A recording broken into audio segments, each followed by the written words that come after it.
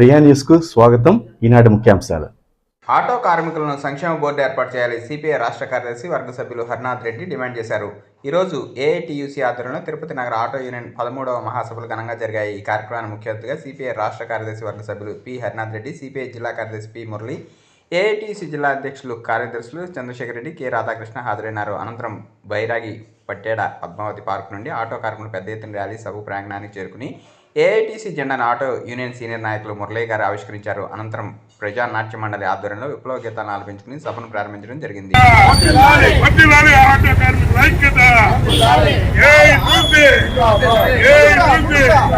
auto కార్మికుల ఐక్యత, auto కార్మికుల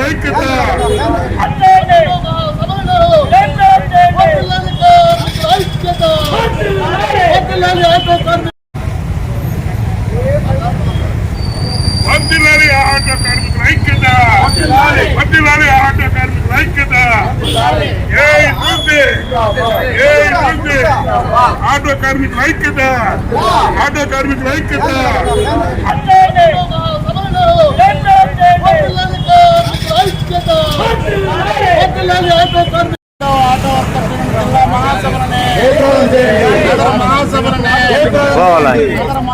పోండి, ఇంకా ఎడలు పోండి పట్ల అట్లా ఉన్నా